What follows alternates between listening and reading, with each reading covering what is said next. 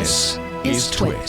So, first of all, maybe taking a step back a little bit, what kind of concrete evidence is there that Huawei phones are a security risk, or is this not at all about Huawei phones specifically? The latter part of your question is the correct one. It's not really about the phones. The way that the US ban functions is it addresses Huawei as an entire entity. And the US has more of a concern with Huawei's 5G equipment, networking infrastructure. And there's some suggestion that Huawei might be working with the Chinese government. There might be some behind-the-scenes spying going on. US spy agencies have warned about Huawei. But in terms of concrete evidence, I haven't seen much, and I've been looking for it. And again, for our purposes, it's worthwhile to segment 5G and networking infrastructure from the phones. It's just kind of a blunt instrument that the US government is using, and is bundling the phones in with the networking equipment. So the executive order where it was issued, and of course, you know, companies, American companies, Google, a number of American companies have adhered to that. They've kind of gone back on that as well, because, you know, as I was alluding to, the story has changed a little bit. Talk a little bit about the companies specifically, how they've cut ties with Huawei, and what that actually means as far as direct effects on Huawei's business and how it does business. Well, Huawei is one of these companies that is actually quite self-sufficient in a lot of ways. Unlike other Android smartphone manufacturers, it produces its own chips, and it does its own design and engineering and so on. Also modems, again, going into like 4G and 5G, it competes with Qualcomm. But Qualcomm is one of the partners that Huawei has been working with, and it is now discontinuing its business with Huawei. Intel is another one, providing Huawei chips for things like Windows laptops. Microsoft has kept quite quiet about this, but it seems like Huawei is going to have a problem being able to ship any Windows laptops with Windows on them. And of course, Google is the biggest one.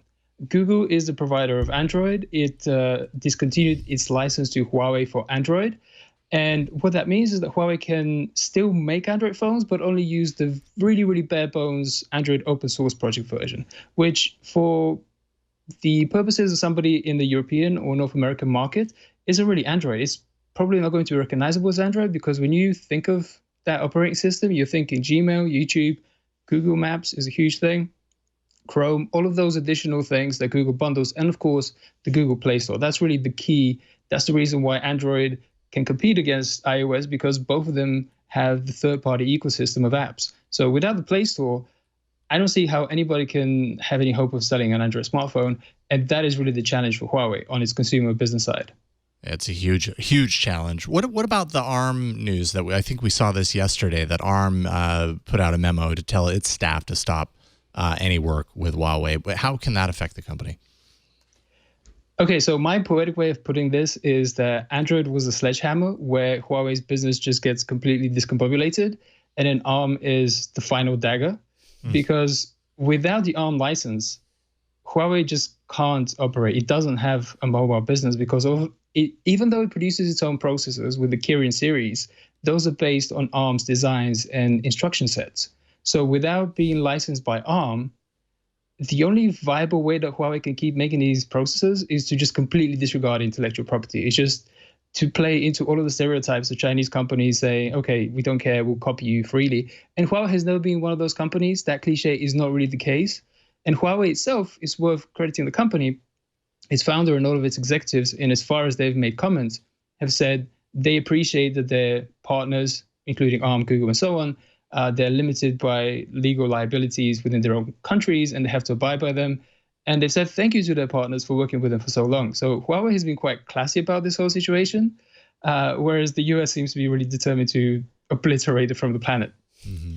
So what do consumers do? Like, you said this isn't an issue with the phones. I have a Huawei Media Pad that I was going to review. It runs Android. Will it still continue to run? Will it just not get security updates? What about the people that have this hardware in their hands? What do they do? Okay, so as Jason said, it's still quite a fluid situation. What Google and Huawei have both promised is that security updates will be delivered for Android devices already out there. They do say that devices that are already sold and devices that are already shipped to stores are not going to be necessarily affected by this.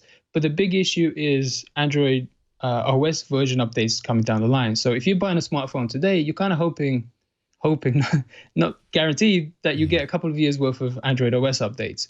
With this situation being what it is, you get none of that. You get updates for your apps. You still have Play Store access, but you won't get the future Android OS updates. Now, the big caveat to this is that this whole situation could be resolved if the US and China resolve their trade dispute. Like, this is something that can be removed altogether. I mean, it's an executive action, so it can just be removed overnight. So if if it is removed, if they resolve the trade dispute, I mean, does that necessarily make the cell towers more secure? I mean, does that necessarily mean that China's not spying on us through those networks?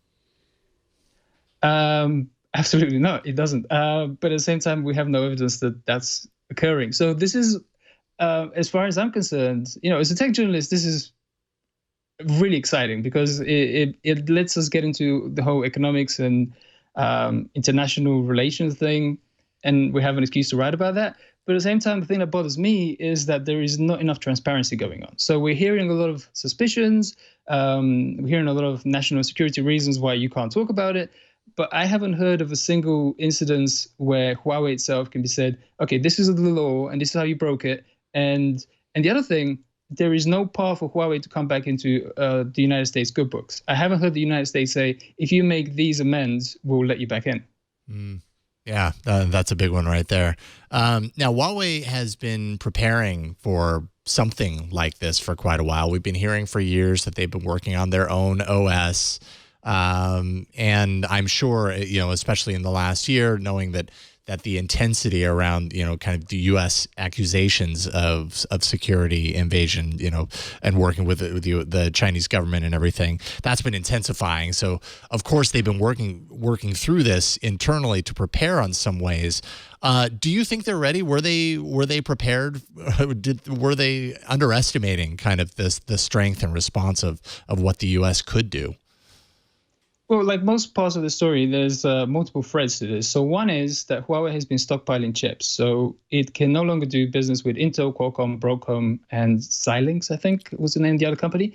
But it's been stockpiling chips for 3 months. So it has leeway for 3 months worth of time to figure out some new plans on the hardware side of things. And as I say, it's been quite self-sufficient, making its own processors. It isn't as reliant on Qualcomm as a company like, let's say, OnePlus, which basically ceases operations if Qualcomm isn't going to cooperate with it. But on the software side of things, Huawei says that it's been developing its own alternatives to Android and Windows for many years now. The issue is that, well, at least I have no faith in Huawei being able to achieve anything worthwhile on those fronts because, as I say, it's the Play Store situation. And with Windows, again, you have a massive library of applications and programs, which Huawei just isn't going to recreate overnight. And as a consumer, you go into a store, and me personally, if I'm buying a laptop or a computer, I'm asking, can it support Photoshop and Lightroom and a full suite of Adobe apps? Those are the ones that I use a lot. If it's a smartphone, does it have WhatsApp, Instagram, YouTube, and all of those applications? And it's not going to. I mean, if you look at the history of smartphone operating systems, the past 6 or 7 years are littered with the corpses of them, and all of them are struggled by the fact that they do not have an app store.